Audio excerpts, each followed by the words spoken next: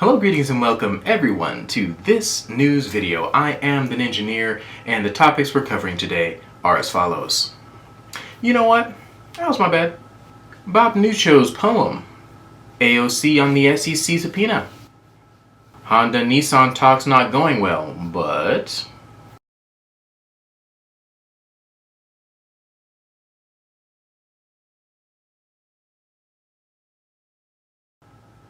Aptera's unofficial numbers trickling in, Steve Fambro speaking the truth, and something to talk about.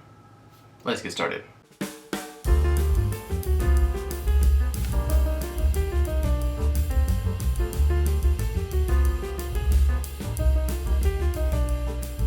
So, I did my best to try and mitigate what could have been an overreaction, which was an overreaction to Aptera being subpoenaed. I attempted to make sure that the people that had heard about it and freaked out online had no reason to freak out. I emphasized that this particular situation is one that is only a bad thing or only something that should be worried about in the event that something is turned up in the investigation that is damning for Aptera. As I did not anticipate, actually, a lot of people did react in a way that was very antsy, very freaking out-ish. So I just wanted to say that I probably did not communicate well enough to assuage your fears. So in a way, I feel a little responsible. So what I'm going to do now is say that there is a better explanation of the SEC subpoena situation, a more comprehensive, a more full one. I'm not trying to say that there is nothing to worry about at all. I'm saying there's nothing to worry about yet. And I think the Aptera Owners Club did a much better job of emphasizing that point and filling that point with information that would help people understand such things. So yeah, check out that video. It's going to be in my description. And yeah, man, not yet. Don't freak out yet. So Bob Nuchow put out a poem that had a very interesting picture on the side of it. So I'm going to go ahead and jump over here to this picture. There we go. This picture was posted on Drive the Lightning's channel because they always post the awesomeness that is Bob Nuchow's poems. But what I wanted to emphasize here was he brought up a very interesting point. He thought it would be interesting or fun, fantastic if Taylor Swift were to have funded Aptera to get to the finish line of being able to produce vehicles. I hadn't thought about celebrities, if I'm being honest. I thought it was going to be an investor or things like that, but that opens the floodgates for a lot of discussion about who you guys think should be the inspired billionaire or inspired multimillionaire to get Aptera off the ground. Taylor Swift is a good choice, actually. If anybody happens to know somebody who knows Taylor Swift, maybe put this little bug in her ear or something, because I do think that this would be a cause that she may be down for. I do not know her as a person, but I would assume that since she is very vocal about the planet, that she would be interested in the concept of funding Aptera. But if you guys can think of other people who would be a good fit for that role, throw it down in the comments. I'm just curious to hear what you guys' thoughts are. Alright, so this next story is something that I knew was coming from a mile away, and I am just reporting on it now because it is something that I've reported on previously, and I feel like an update is in order here. So there are several sources saying that Nissan is set to step back from this merger deal.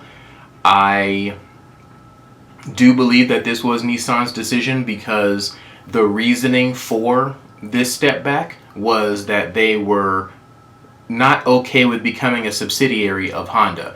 They wanted to have equal footing with Honda to make decisions on vehicles and direction of the company and things of that nature. My only problem with that situation is that Nissan has kind of been fumbling the ball harder than any other company has fumbled the ball and still survived, in my opinion. So for them to expect to have equal footing with a company that has been compared in the same paragraphs or sentences with Toyota, which is the best company in Japan when it comes to vehicle sales, one of the best companies in the world when it comes to vehicle sales, it makes very little sense to me. When I heard this merger was going to happen, my assumption was that Nissan was going to be subservient or a subsidiary of Honda because Honda had things so right. Heck, they even jumped into the electric vehicle game with a Prologue and sold a lot more than what I thought they were going to sell. So they are right now firing on all cylinders and doing a pretty good job.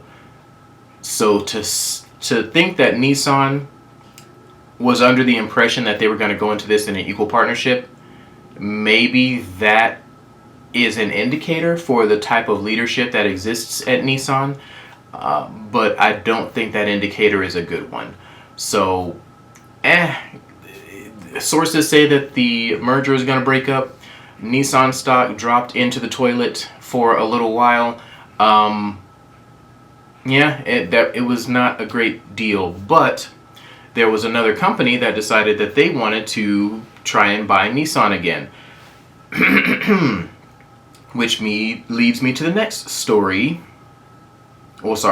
Leads me to the next part of this story, where Nissan shares kind of went back up because Foxconn has reignited talks of buying out Nissan. So, in case you guys didn't know the full story behind this, essentially Nissan has been struggling for a long time. Foxconn offered to buy them, and the Japanese government more or less said, no, you're not allowed to buy one of our companies. We're going to keep this in-house. And I think this is where Honda was asked to buy Nissan. And part of the reason why there was so much confusion and why Honda at least the CEO was so despondent or could not figure out what to say about why that merger was a good idea, that was probably because the government said, hey, please do this. And Honda was like, okay, I guess we'll try it. And yeah, so that didn't work out because Nissan backed away. So Foxconn's going to try again to save the company. Whether or not the Japanese government will be okay with that at this point is anyone's guess. But I would assume that they would not want one of their automakers to go under. So it's possible, if not likely, that the Japanese government will now allow that purchase by Foxconn.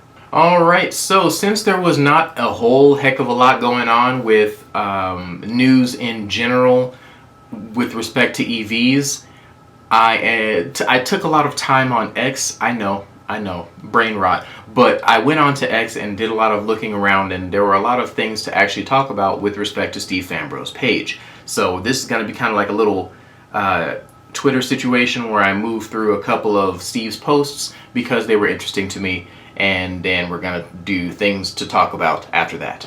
The Aptera team, or at least some of the Aptera team, is in the Mojave Desert. They are doing testing for the vehicle in high temperature conditions, checking out the solar and all that kind of stuff, making sure all the cooling systems work well, etc. So that is the context for the next few things that we're going to talk about here. So the first thing, they talked about the solar production that is on their vehicle and how much they're producing. 23 watts at sunset and peaking at 350 watts during probably midday. And yeah, I think 350 watts is actually pretty good for the system that they have on their vehicle. And where their panels are placed, they can place them in a lot of places, but the issue is whether or not the sun is ever going to be hitting all of those panels as efficiently as they can. Their system is a 700 watt system, but it's never going to actually hit 700 watts. So, well, it is unlikely to hit 700 watts unless there are some very, very specific, very high solar power conditions. Perhaps if they were getting sun reflected off of a building or something, then they could maybe reach that 700 watts. But long story short, on a regular day, even in ideal conditions, without buildings in the way, 350, 400 would probably be about the max that they can get, but that's okay, because that is still quite a few miles during the course of a day. But yeah, basically they shared a little bit of the numbers that they're getting out there in Mojave. I think that this is going to be a fantastic set of a fantastic data set that they are going to give to us at a very short amount of time. I wanted to highlight this post because this is kind of like the engineer's dream, even though it has its downsides in a way. But I'm going to go ahead and read through this post. It says, no drama, no breakdowns, no overheating, no flashing warning lights, no frantic engineers running to plug in laptops. Just lap after lap, driver after driver, mile after mile.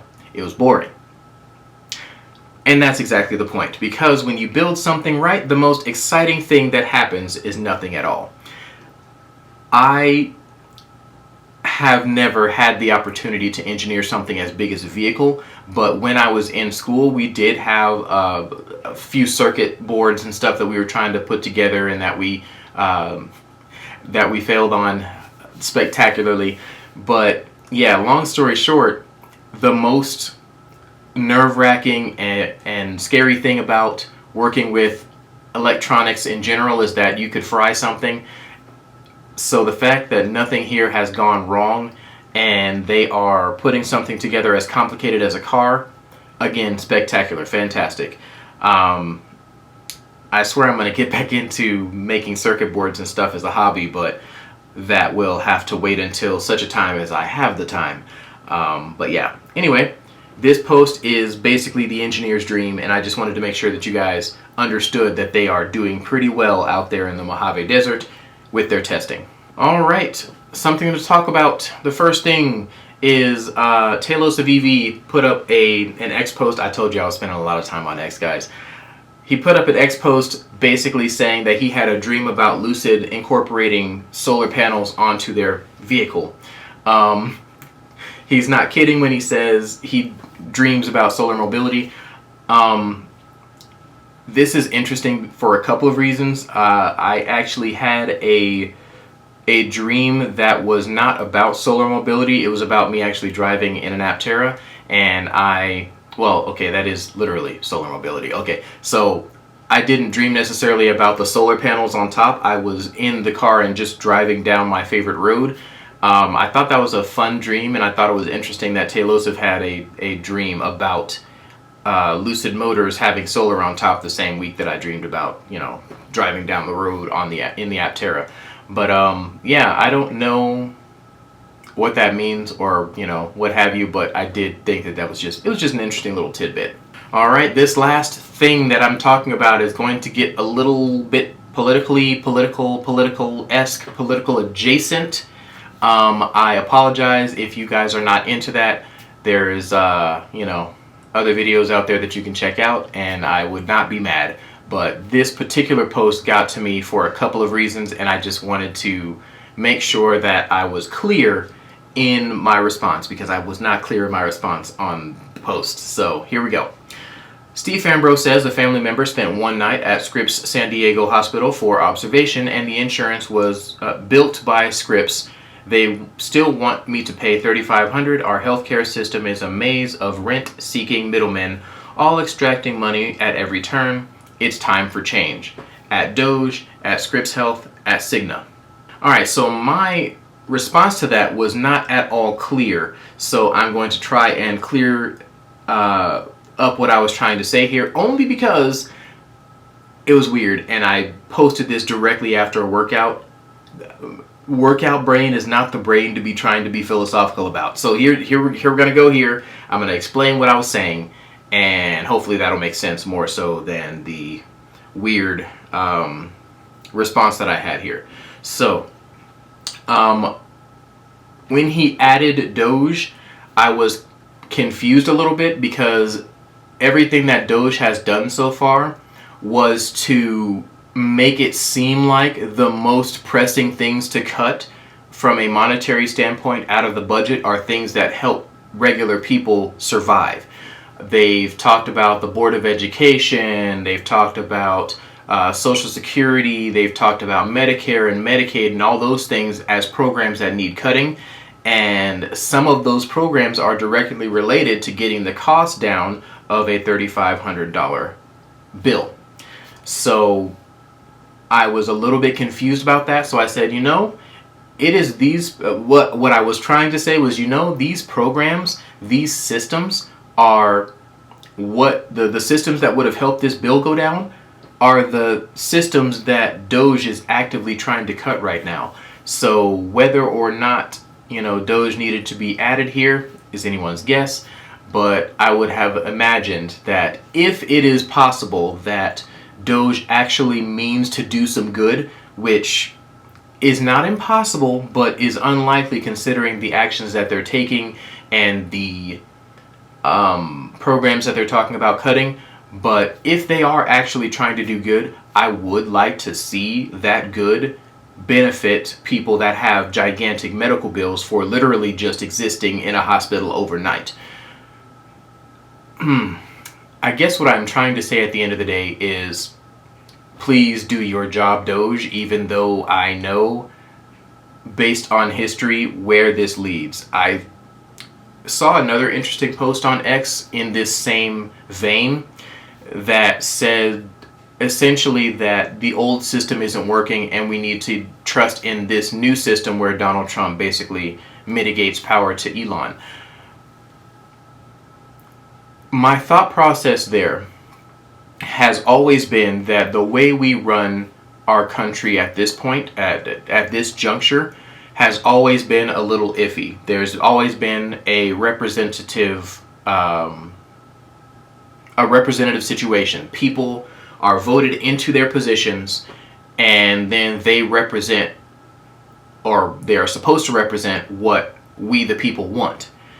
What has happened is that power has been consolidated to too few people. I personally believe that we need more representation, more individuals in government, making sure that the interests of the everyday person is looked after. Because as it stands, there's only 400-ish people that are making decisions about the country. And there are 300 million people in the country. So more people representing us would give us a better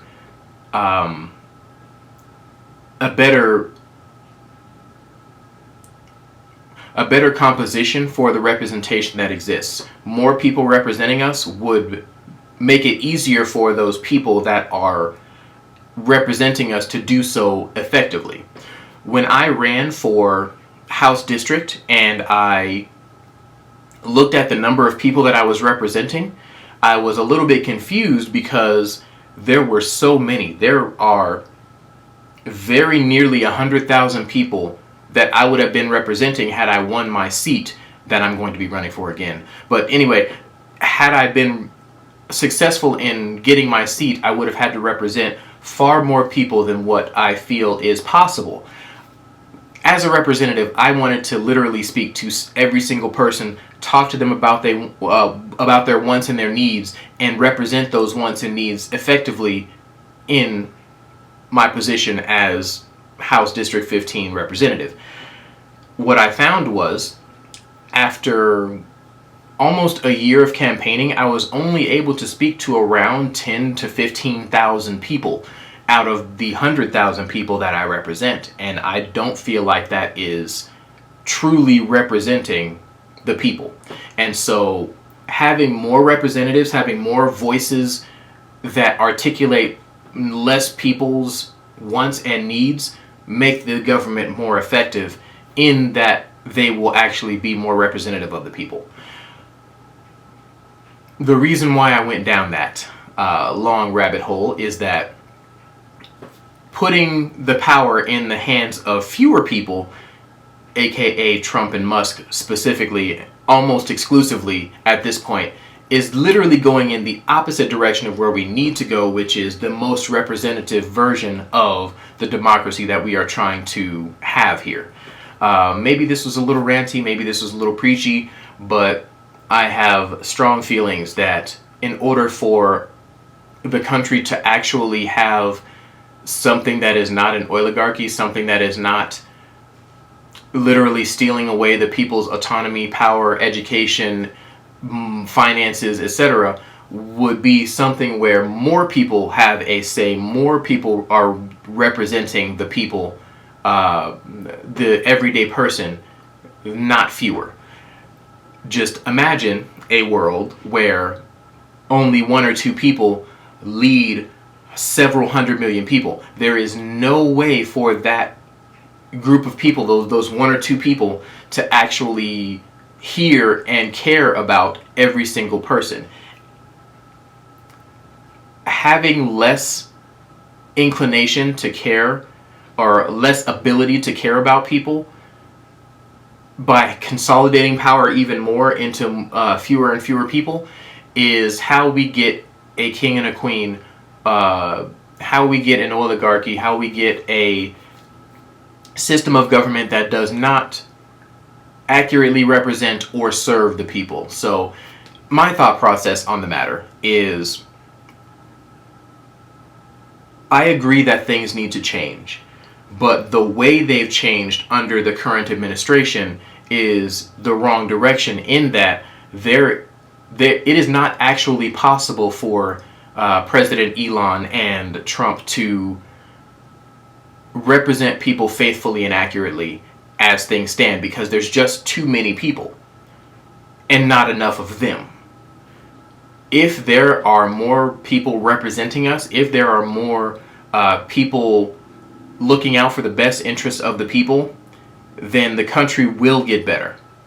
And so I just wanted to make sure that I clarified what I was trying to say here, because it was poorly spoken, poorly written out as I was just off a workout. But long story short, we need more people representing us, not less.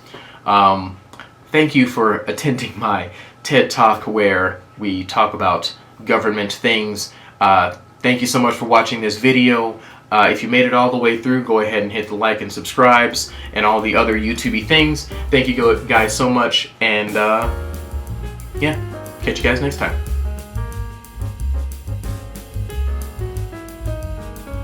Hello. Alright, we recording this time? Yes, I believe we are. Now, as I was saying,